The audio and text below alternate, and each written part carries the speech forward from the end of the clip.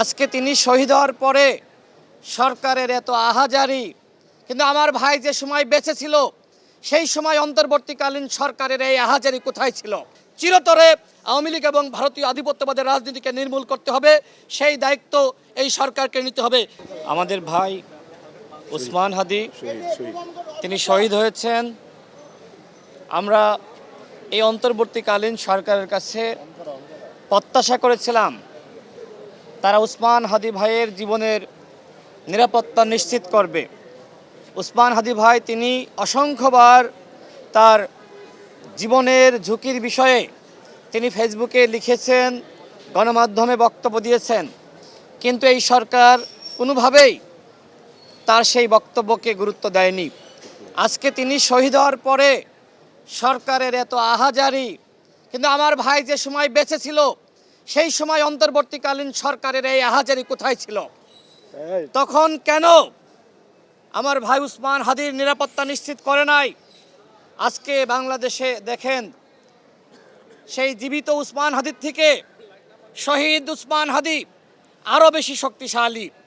আজকে তার জানাজায় লাখো কোটি মানুষ যেভাবে জমায়েত হয়েছে এবং সবাই শপথ নিয়েছে বাংলাদেশ থেকে ভারতীয় আধিপত্যবাদের রাজনীতি বিতাড়িত করবে এবং আওয়ামী ফ্যাসিবাদের যে রাজনীতি, গুম খুন ক্রসফায়ার মানুষ হত্যা করার রাজনীতি, সেই রাজনীতিকে চিরতরে বাংলাদেশ থেকে মানুষ বিতাড়িত করবে।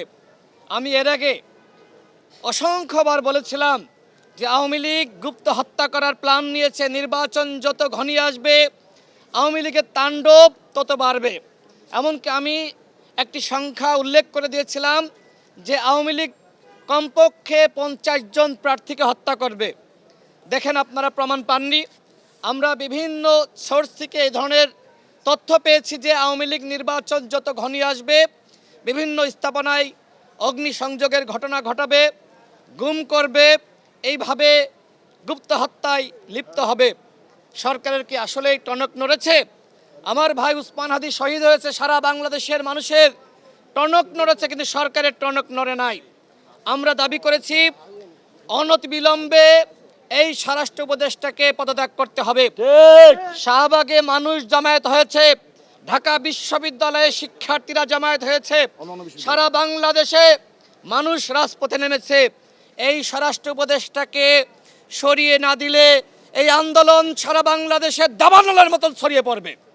আমরা বলেছি এই স্বরাষ্ট্র উপদেষ্টা ব্যর্থ এবং আমার ভাই উসমান হাদি শহীদ হয়েছে, এর দায় এই স্বরাষ্ট্র উপদেষ্টা এই সরকারকে নিতে হবে। আমরা যারা প্রার্থী রয়েছি, যারা নির্বাচন করতে চাই, যদি আমাদের জীবনের হুমকি থাকে, এইভাবে আমরা যদি মাঠে নেমে গণসংযোগ করতে গিয়ে আমরা যদি শহীদ হই, তখন কি হবে? সরকারের কাছে আমাদের দাবি থাকবে যে আপনারা প্রার্থীদের নিরাপত্তা নিশ্চিত করেন।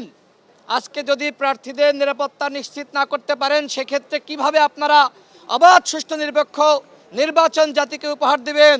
শুধুমাত্র মুখে মুখে বললেই হবে না, ইতিহাসের সেরা নির্বাচন করবেন। ইতিহাসের সেরা নির্বাচন করার জন্য ইতিহাসের সেরা পরিবেশ আপনাদেরকে তৈরি করতে হবে। আমি সর্বশেষ বলতে চাই, আমার ভাই উসমান হাদির রক্তের শপথ, এই বাংলাদেশে আধিপত্যবাদ এবং ফ্যাসিবাদের কোনো রাজনীতি আর চলবে না। আমার ভাই শহীদ হয়েছে, হাজারো মানুষ আমরা শহীদ হওয়ার জন্য প্রস্তুত রয়েছি। উসমান হাদির যে চেতনা, এই আদর্শকে কোনোভাবে গুলি করে হত্যা করা যাবে না। বাংলাদেশে হাজারো উসমান হাদি তৈরি হয়ে গেছে, তারা এই রক্তের বদলা নেওয়ার শপথ নিয়েছে। উসমান হাদি মরে নাই, উসমান হাদি আমাদের হৃদয়ে বেঁচে থাকবে। আজকে তার কবরে আমি মোনাজেত করেছি, মাটি দিয়েছি।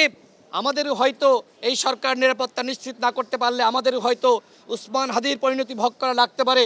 আমরা যত মানুষই শহীদ হই আর আক্রান্ত হই না কেন, এই বাংলাদেশে আওয়ামী লীগের রাজনীতি আর ফিরবে না, ভারতীয় আধিপত্যবাদের রাজনীতি ফিরবে না।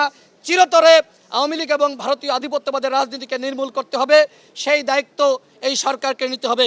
আমি সর্বশেষ আবারও বলে, এই স্বরাষ্ট্র উপদেষ্টাকে যদি শপথে আপনারা বহাল রাখেন, এই আন্দোলনকে কোনোভাবেই আপনারা বন্ধ করতে পারবেন না।